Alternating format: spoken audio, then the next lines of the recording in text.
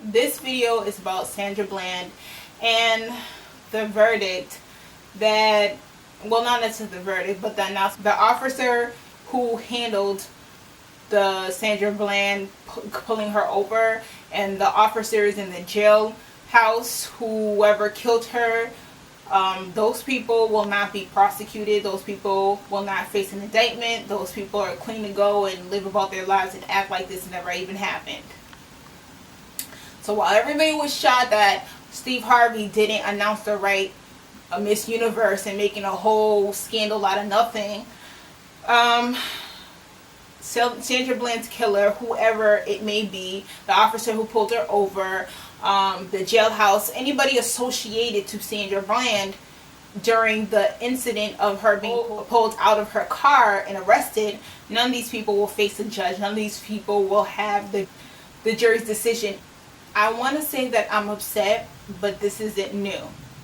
And I say this because we all, or a lot of us, especially older people, I'm only 23, have heard stories about black people going missing, especially in these southern states, all over, but especially in these southern states. Black people, you seen them one day, next day you don't see them.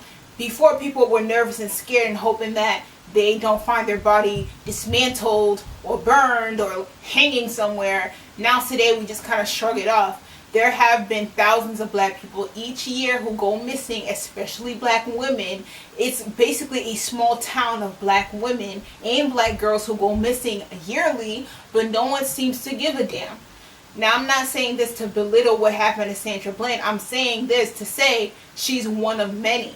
And some of these bodies are found, but they're found badly bruised and beaten. Like I said, some of them are found with organ missing. There's a large black market for black organs specifically, but organs in general, and they go for a couple $1,000s because they're under the table. And some of these bodies are found with no organs in them. But we know this, and this doesn't change anything, and black people hardly blink an eye. We know the system doesn't care about us. We know the system is against us. We know the system persecutes us, yet we do nothing to defend ourselves. At the very least, if we're not going to change it, at least defend ourselves. One specific incident, I think, if I'm not sure, the boy's name is Kendrick Johnson, and he was from Georgia, and supposedly he died reaching for his sneakers inside of a rolled up mat. But when you see his body, his face is bloated and beaten. He's just disfigured. And I'm like, if your shoes were stuck in the mat, wouldn't you go to the side that's closest to get your shoes? And how do you die inside a mat? And why does your face look like that? So many unanswered questions. But what I heard is that the boy was dating a girl, and I think the girl was white, and the family didn't like that they were interracially dating, or so many stories. Or the person that supposedly might have done it, his father is an FBI agent, so he's going to cover for his son's behind, and especially because he's an FBI agent, he has those strings to pull. So the family of that child is not getting any type of justice. That's just one example of how these mysterious disappearings happen, and how the body is found badly beaten. I mean, this goes even way back to Trayvon Martin's death. I mean, Zimmerman's trial was a pivotal point in what will happen to people who victimize black people. What would happen to people who oppress and go out their way to kill us? And the verdict of him being found not guilty have enabled all these racists and these bigots and these white supremacists to come out boldly and say, I don't like black people, I hate black people, and I can kill them and get away with it. And we see this time and time again. A lot of black people thought that, oh, if they have cameras, they'll act right. And that did not change anything. Black people have been killed on cameras. We have seen black people killed on camera. So these cameras only catch your death in HD, high definition, but it doesn't change anything. But we as blacks don't seek our own justice. We have bangers in Chirac and senseless murders for fun, but we don't seek our own justice when it is well deserved, when these killers go off. You have soulless and cold Zimmerman out here running crazy. You have the Darren Wilsons over here walking around $1 million richer from killing a young black boy. Daniel Pantaleo still roaming the streets of Staten Island. Like, none of these people got their repercussions for doing wrong, yet we complain about it, we whine about it, we make hashtags, we make memes, we have these conversations, but nothing changes. Like, we have officially became the pushover race that you could do whatever you want to us, you can treat us all type of ways, you can call us out our names, and the most that we will do is complain about it, but we won't actually push back.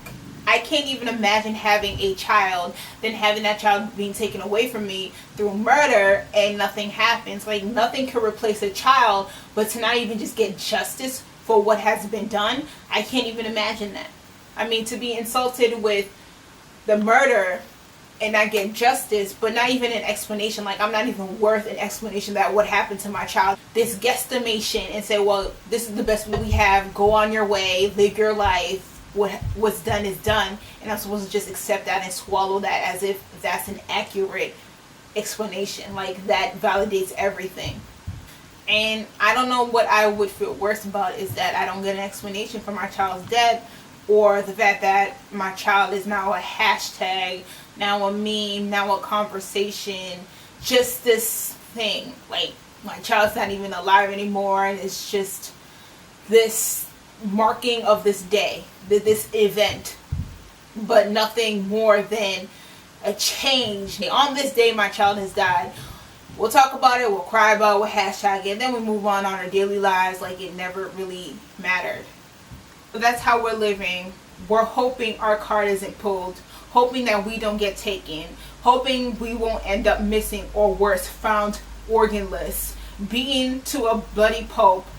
I mean, what are we going to do to change it? It's treasonous for us to keep on having kids and not changing the circumstances, not arming us, not protecting us. It's treasonous to have these kids and not even preparing for the world that they're going into. Like, I remember when I was young, in middle school and elementary school, we were taught the world has changed.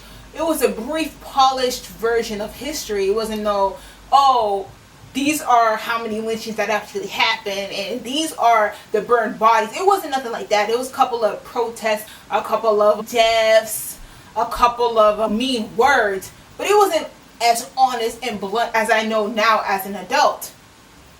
And this is what a lot of black people teach their kids. This is what a lot of black people tell their kids, as if they lie or somewhat pacify them or make history not as bad, that somehow their child is not going to get mistreated. And I'm like, no, your child still will get mistreated. Your child will feel like you're a liar now because you did not prepare them for life. You did not prepare them for the system they're going into. They're going into it blind, but these other kids, especially these white kids, they know their history. They know what they have done. They know what their people have done. But your kids are looking at it like everybody loves me. I love everybody. Everybody has my back.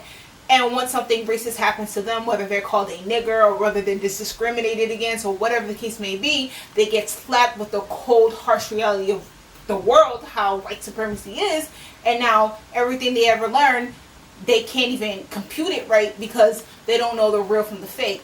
And you're the parent. You're supposed to teach your child these things. Like protesting, marching, praying ain't it. It ain't cutting it. It ain't changing it. We've done that and it hasn't done anything. We have blackouts. We had blockage of cities. We have had movements and nothing has changed. Even Black Lives Matter came out of that, and that's just a mess in itself. You have people arguing. You have people who just want attention. You have white supremacists backing that up. You have people who just wants to be leaders. No efficient changes. Nothing that's going to be substantial. Just all talk, twittering, beefs, throwing intersectionality into it, throwing homosexuality, and it's just a big mess. Just a big mess. Nothing's organized. There's no concise plan. There's no resource building. There's no businesses forming out of it. It's just, hey, you know me, get my little followers up, let me tweet this little cliche saying, and let's not actually change anything.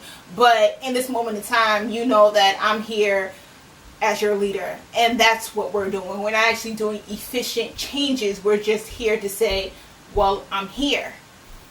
And back to what I was saying about building an economy, Dr. Claude Anderson said, you know, we have to build an economy. When you are able to build an economy, you're not left vulnerable.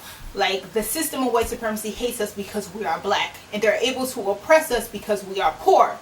So if we're black and we're poor, everybody can attack us. You can't change your skin tone, and I would hope none of black people change their skin tone, but you can't protect yourself with resources. People are not able to penetrate and attack rich people, not because rich people are just great people, because they have money. And when you have the money, you have the resources, you have the business, you can buy a politician or fund a politician or lease a politician to make changes where it matters. Make changes so they can change the justice system. You had Judge Stephen, can't say his last name, but I'll put his name in this video, and he took a stand for black people and dismissed the jury and saying this is not fair. This jury does not accurately depict this defendant's peers, so I'm not going to use this jury. And people were looking at him like, he's Bolden, who is he? And they tried to pull that little nigga card, and he was like, no, I am a judge, I speak my mind, and I'm going to stand by my people. Now, if black people in, I think it was Kentucky, didn't stand by him, he could have gotten dismissed off the board. They could have really pulled his card and said, be gone. But because black people stood behind him, black people protested, black people let it be known, he was essentially untouchable.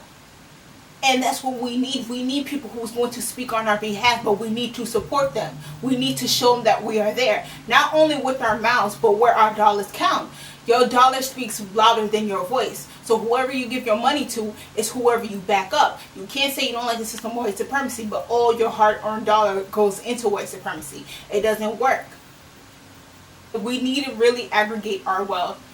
We are going back to the time of the good old Southern heritage, Confederate flag swinging Jim Crow era, and we are not prepared. We do not communicate. We do not live amongst each other. We do not check on each other. We do not travel as a group. We are so stuck on, well, I got an education and I live in the burbs and all these other insignificant things. We're not thinking as, okay, if the system is after us, the best way we can defeat it is as a group. We need to go back to times of segregation where we were all we had, and we communicated and we organized and we practiced group economics, because the way we are right now and the way that white supremacy is really becoming bold, we need each other. So we need to cut all that light skin, dark skin, educated, uneducated, this and that, and we need to come together as a community. We need to ride for each other. We have to have each other's back, because what you have seen that you haven't seen in any other time is that they're getting all of us, male or female, old or young, light skin or dark skin, educated, uneducated, whatever. They're coming after all of us. So we need to stand together. We need to aggregate our wealth, and we need to support each other. We need to stop being one of those people who go out of our ways to disconnect. We need to go out of our way to connect. We need each other because our life depends on it. So that's the end of my video. Tell me what you think. If you agree with what I'm saying, if you disagree, how did you feel about the verdict? Well, not necessarily the verdict, but the decision to not indict. Are you surprised? Are you not surprised? What do you feel that we need to do as a people? So please let me know. Comment, rate, subscribe, share. Be blessed, be safe, and I'm out.